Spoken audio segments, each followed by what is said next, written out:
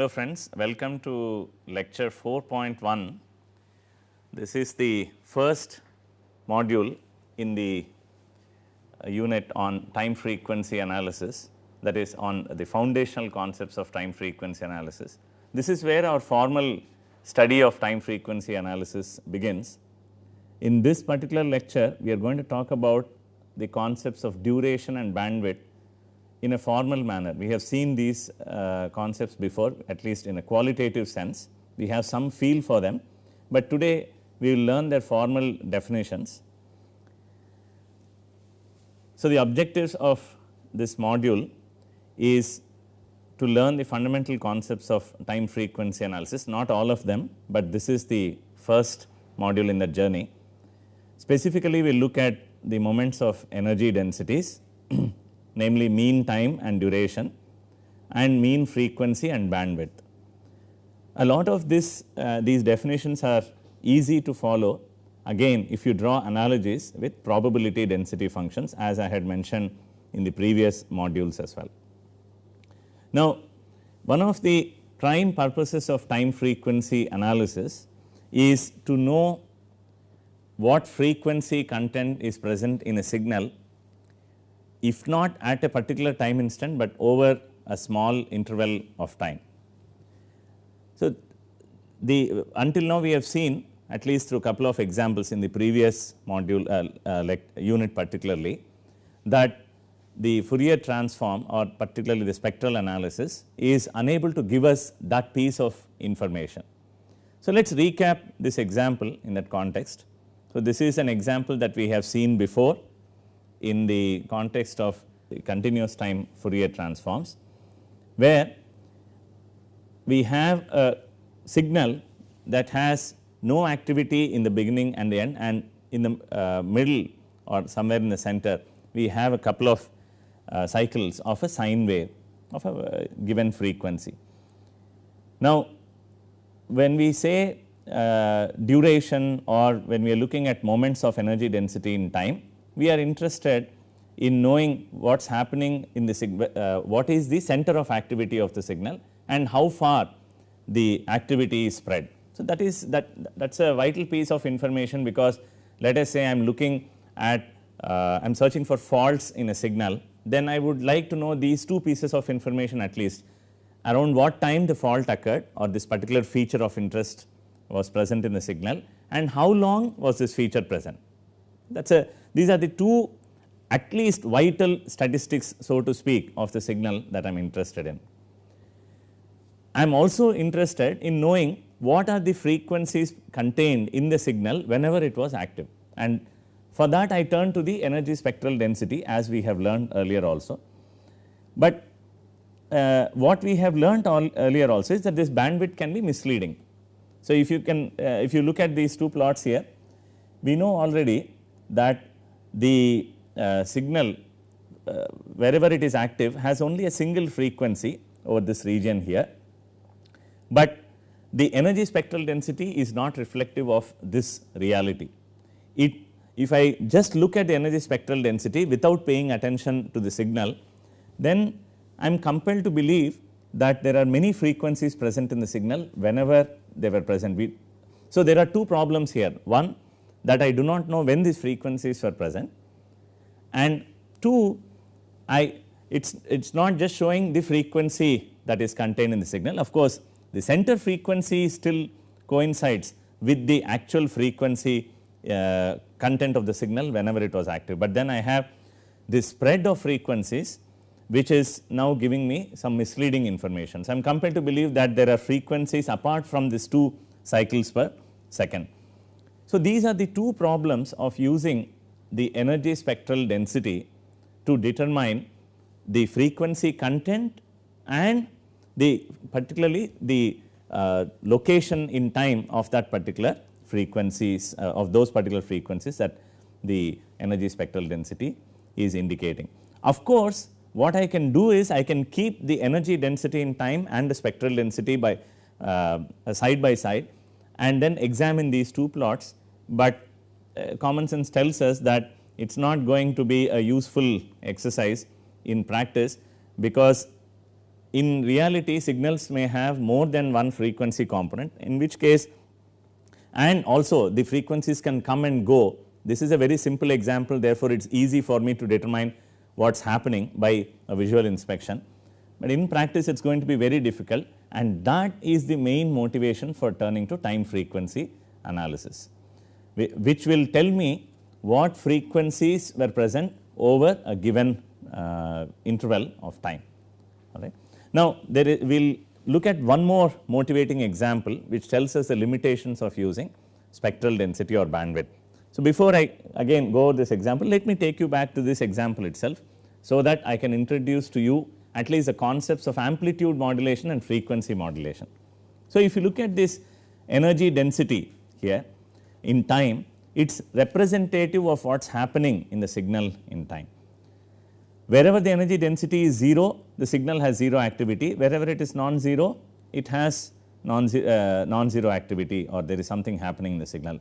Now, if you look at the beginning and the concluding portions of the signal, there is no activity.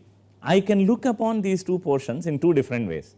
I can say that in these regions the frequency of the signal is 0. So, regardless of the amplitude, the signal will have what we say is 0 activity, all right.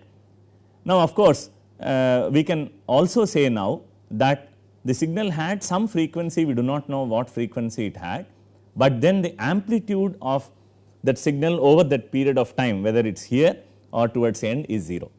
Remember, the signal in the signal representation for a periodic signal, I have A cosine omega t, or a slightly more generalized representations A of t cosine of theta of t.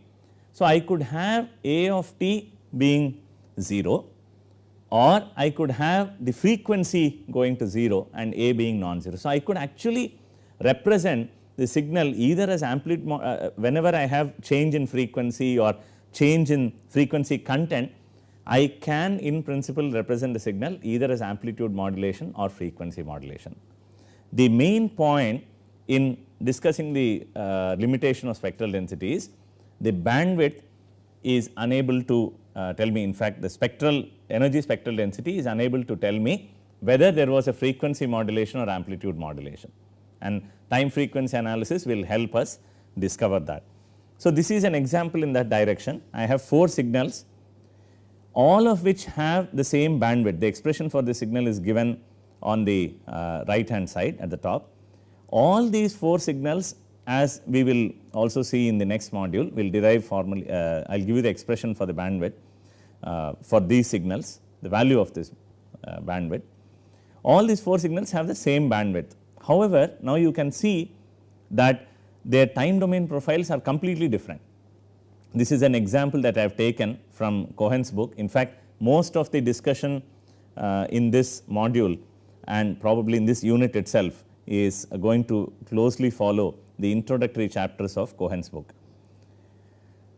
So, this quickly tells me that just by looking at the bandwidth or the spread of the energy spectral density alone, I will not be in a position to comment on what is happening in the signal. So, you can see these two this plot here is an example of an amplitude modulation, and here also I have an amplitude modulation. In some of the signals I have both amplitude and frequency modulations and so on. We will see this later on. Once we derive the equation for the bandwidth, we will revisit this example.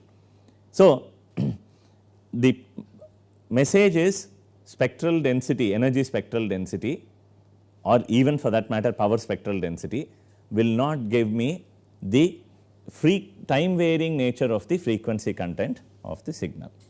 And as a preview to the bandwidth equation, let me tell you that the bandwidth has contributions from both amplitude modulation and frequency modulation, and you could adjust one for the other to get the same bandwidth. That is the basic limitation of bandwidths. So, having discussed this time varying frequency content feature of signals, it is time to define what is known as stationarity for deterministic signals. Now, the Fourier transforms, especially the spectral analysis for the determination of frequency content, is ideally suited only for stationary signals. What is the stationarity?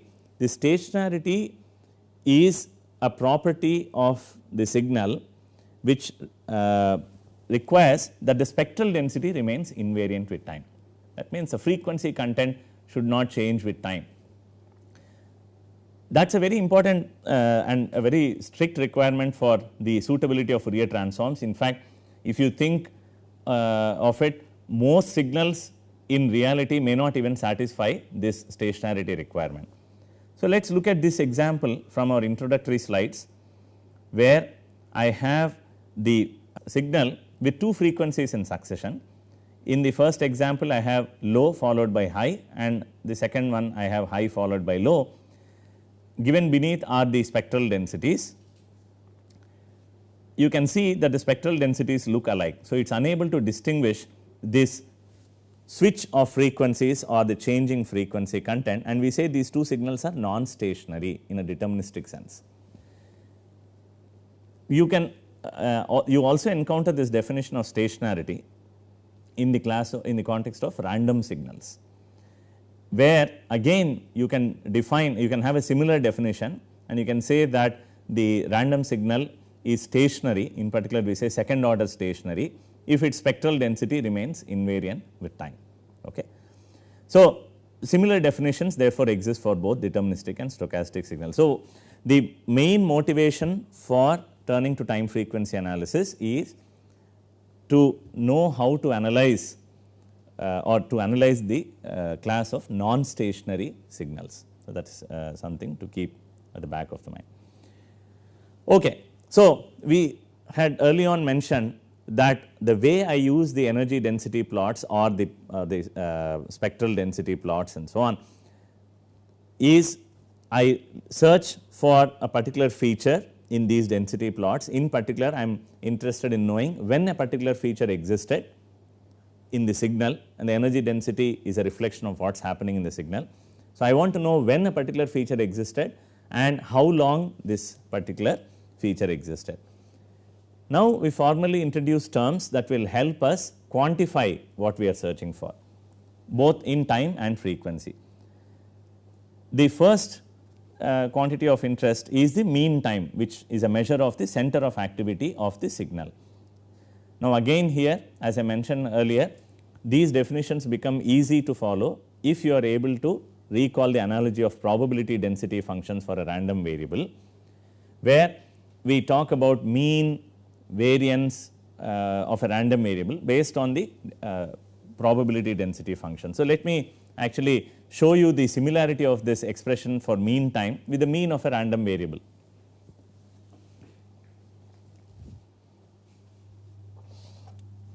So, here I have for a random variable x, okay, do not confuse this x with the signal x that we are using. If this random, let us assume that this random variable is continuous valued,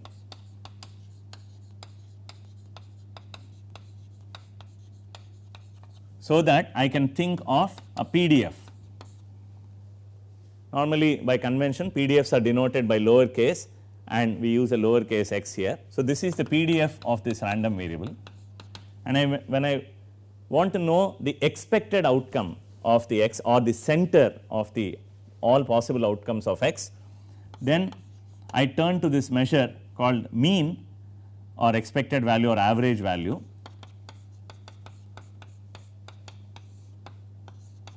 which is defined as the first moment of the PDF. In this definition, we again integrate over the entire ensemble space. So, minus infinity to infinity here in this case refers to the extreme outcome. So, you are looking at the entire outcome space. Now, strictly speaking, there should be an integral f of x dx in the denominator. However, normally all PDFs are normalized to have unity area, so that the probability of the occurrence of any occurrence of this random variable is normalized to unity. Therefore, in many textbooks you do not see this denominator appearing in the definition of mean. The same applies to the definition of mean time as well. So, here we have mean time. So, now you can see the similarity. Now, here x, now instead of x we have time t. It does not mean that time t is a random variable here. Please notice that I am only giving these examples just as an analogy, but not they are not necessarily identical. So, now I am interested in the mean time of a signal x that is governed or that is given by the first moment of this energy density in time. Again, ideally I should have an s x x of t dt, but if you have normalized the signal to have unit energy, then you can switch off this denominator, and which is what I have assumed in the definition as well. Therefore, we will omit this, but you should keep at the back of your mind that there is a denominator, and you should certainly make sure that the signal has been normalized to have unit energy. Now, we know the definition of the energy spectral density. That is it. So, this is what I have from minus infinity to infinity over the entire existence of the signal. So, what does this give me? This gives me an idea of the center of activity of the signal. This is the mean time. Okay. So, I hope now that is clear. That is the analogy of mean time with the mean of a random variable is clear, and likewise we will you can extend these analogies to the second central moments that we shall discuss shortly.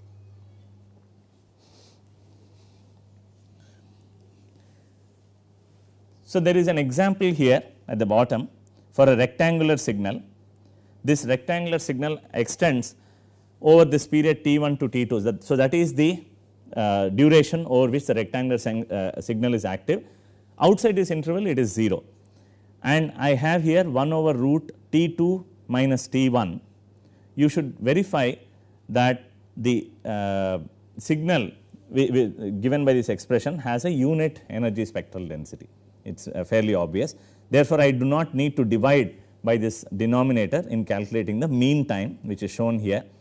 The mean time here turns out to be half of t1 plus t2, which agrees with our intuitive understanding of the center of time. When I have a rectangular signal within this interval t1 to t2, obviously the center of activity has to be at t1 plus t2 by 2. Therefore, this expression really gives me the correct answer. But for more complicated signals, this is a very simple signal, these expressions are going to give me the correct answer, but my problem will be to arrive at the intuitive answer, because the rectangular signal is a very symmetric, it is a very flat signal and so on, but in practice signals are going to have complicated shapes. Therefore, I need to have a feel for the answer, and that is going to make it difficult. The best way is therefore to calculate the center of time using this expression. All right. You will have plenty of opportunities in the assignments to evaluate the center of time for other signals as well. So, we turn now to the second central moment, because just knowing the center of activity of the signal is not sufficient. I need to know how long this particular feature or activity was present, and naturally I turn to what is known as the spread or the second central moment, again in analogy with the variance that we have for a random variable. Variance of a random variable is also the second central moment evaluated using the probability density function. So, it is denoted by sigma square t. This definition is hopefully straightforward here, t minus mu t square, the average. So, the brackets notation, sorry I had not mentioned earlier, the left and right angle brackets here denote averaging operation, similar to the expectation operation that we conduct for random variables. So, central moment, it is not simply average of t square. Again I use the energy density to compute this second central moment. It is fairly easy to show, like we show even in the case of random variables, that the spread can be written as average of t square less the square of the average. So, that is a very standard result to show. Here as well I have assumed that the energy density has been normalized to have unit area. All right. Now, a big word of caution, this is not the variance of the signal. Just because I see a symbol sigma square t here This is not a variance of signal. In fact, the subscript t should tell you that I am evaluating the variance here in the sense of time, not for the signal, and again time is not a random variable here. So, let us not draw some absurd conclusions from this expression. Now, this positive square root of this variance is called the standard deviation, and it is a measure of the duration of the signal. Again, for the rectangular signal, the standard deviation is given by 1 over 2 root 3 T2 minus T1. The way you look at interpret the standard deviation is the same way that you do for random variables. The standard deviation will give me a measure of the spread. It is not the entire spread itself.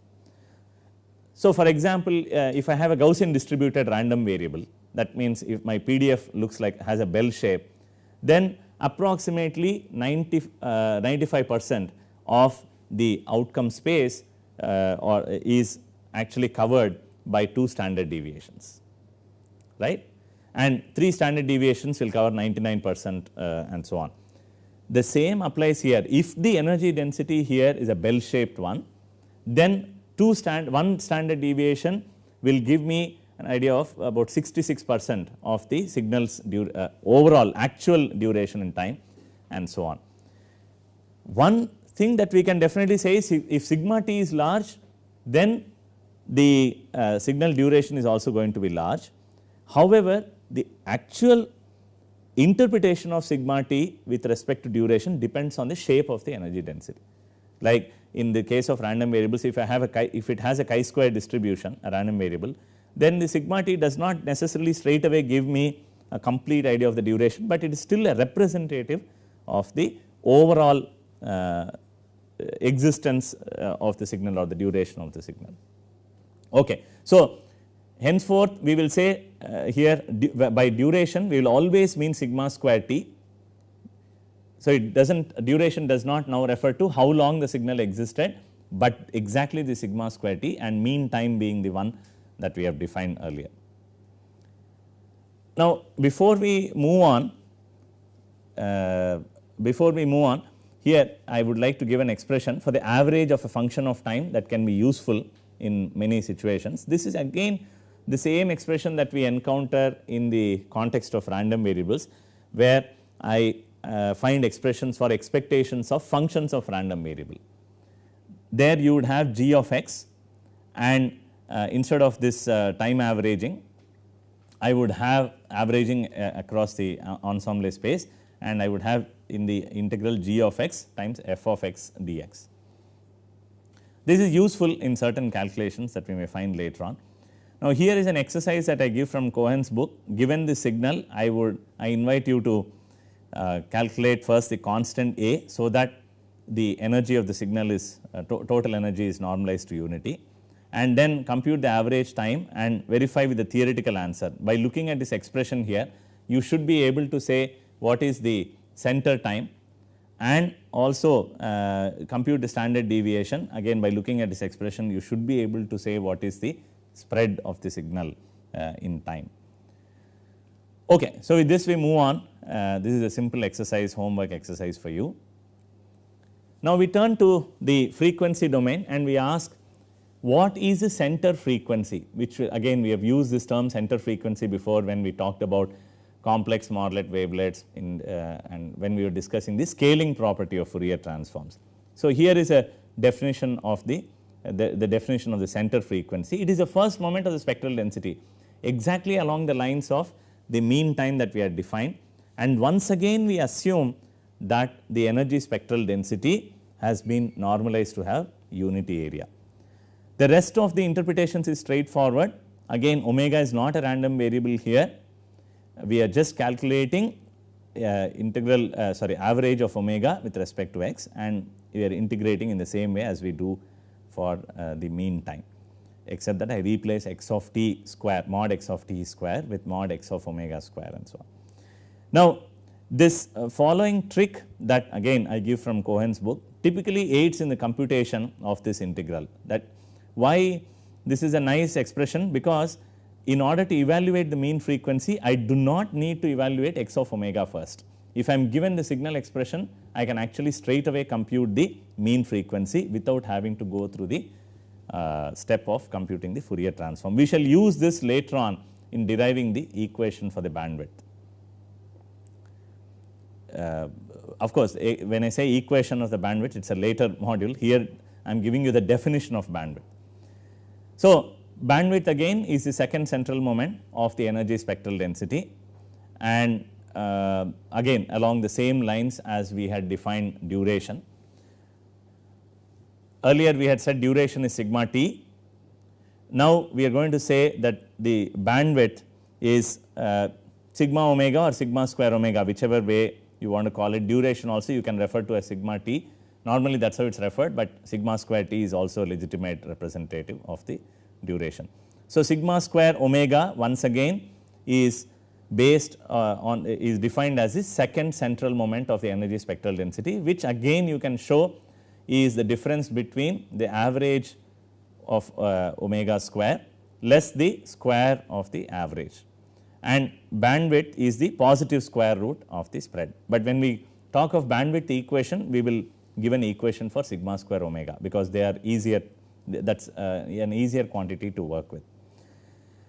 Now, if you consider this amplitude modulated signal as an example again from Cohen's book, the mean frequency calculation, if you plug in the signal into the expression for the mean frequency, you can use this equation 5 to compute the mean frequency. It turns out that you get omega naught, and it is fairly obvious here. This is what is happening here is this is a complex exponential here e to the j omega t, and then I have an amplitude modulation. So, the rest of the factor in x of t is amplitude modulation.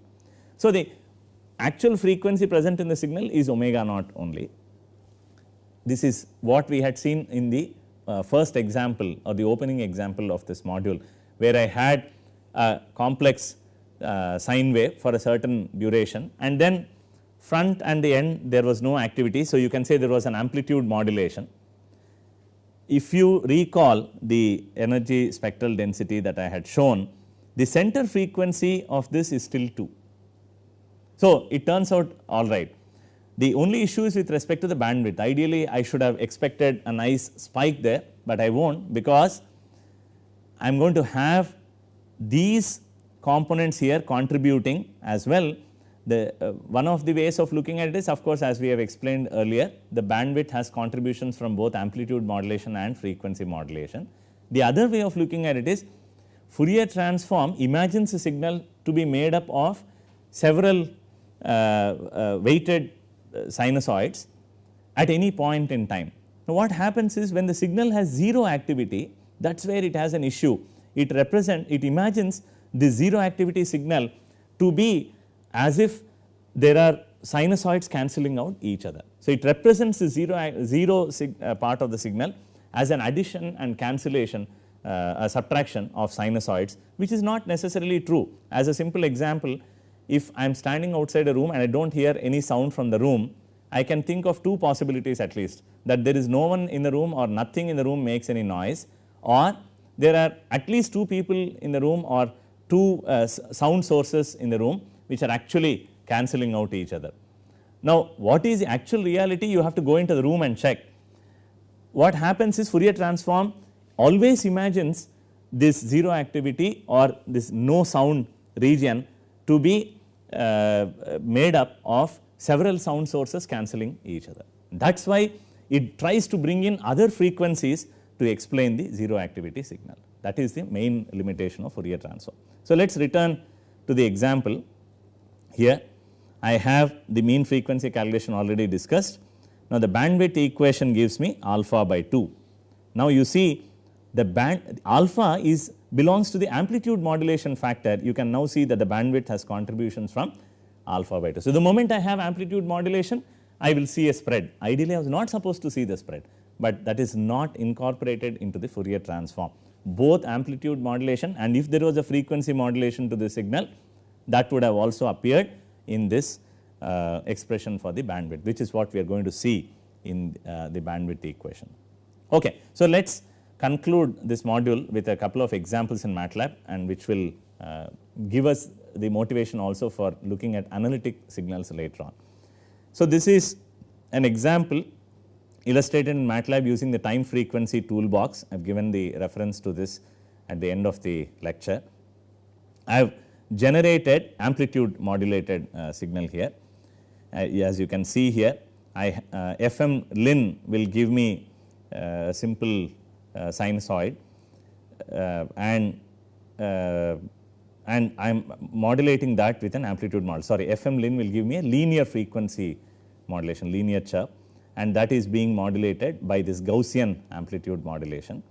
And I am plotting the real part of the signal. By default, you will obtain a complex valued signal in the time frequency toolbox when you execute these commands. And there are two routines in time frequency toolbox for computing the duration, mean time, and bandwidth center frequency. These are LOC time and LOC frequency. Again, I welcome you to type these commands by yourself, and if you make mistakes, that's good, it's a good learning experience, but if you don't also, it's good. But it's please go through these commands one by one. And what I show you here are the energy densities in time, and here at the bottom energy spectral density. You can clearly see that the duration, the center frequency comes out all right here, that as I have used. In fact, you should get these values and verify, that is run these routines LOC time and LOC frequency, and verify that the answers that you get for T and D coincide with the give you a fairly correct idea of the duration of the signal and the bandwidth, and that the Tm, which is the center of activity here, you should upfront determine manually what is the center of the activity here. That would be the average of these two time instants, because it is a symmetric modulation that we have introduced, and the average frequency being here, you can read off, and you should check that Wm tallies with the center frequency given out by this energy spectral density. It is a symmetric one. Therefore, whatever you visually observe should more or less coincide with what you get from the routine. Okay. Now, let us turn to an interesting example, which is a concluding example in this lecture. I am going to take a sine wave, right, of this long. So, it is present over the entire existence, single frequency, no amplitude modulation. The center time should be this somewhere here, that is the mean time. But the point that I want to draw your attention to is the center frequency. If I look at the energy spectral density that I am showing you here, of course, you may think of a power spectral density, but we are looking at a finite duration sine wave. We will not worry about what is happening outside, you can assume it is 0. Therefore, let us talk of energy spectral density. I show the energy spectral density here. You can see that there are two peaks, symmetric peaks around 0, right. So, if you look at the center frequency manually, it should turn out to be 0, which is right. In fact, it will tally with the value given out by your LOC frequency, LOC freq. It is actually going to return a value of 0 for Wm, check it out for yourself. Now, that does not make sense. How can the mean frequency of a sine wave be 0 when I know very well that the sine wave has a non-zero frequency? So, what is the issue here? The issue here is the way I have represented the signal in computing the center frequency. This is where if I turn to a complex representation. So, x of t is the given signal. I am going to construct a complex representation. Recall the one of the lectures in unit 2 where we talk of signal representations. I am going to construct a complex representation of the signal whose real part is the signal itself, imaginary part is a Hilbert transform of the signal, which put together this complex signal is known as the analytic associate or analytic representation of the signal.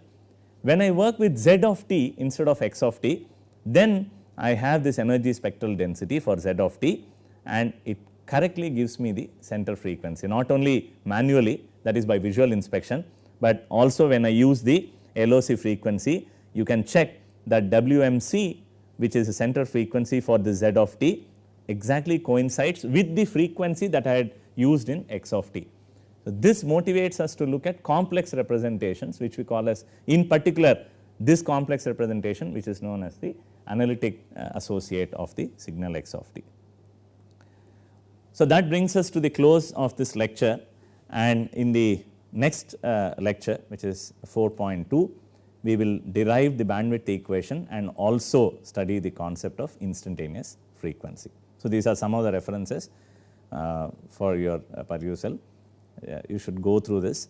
The time frequency toolbox reference is given even in the introductory slide, or you can look up the next module as well. Thank you.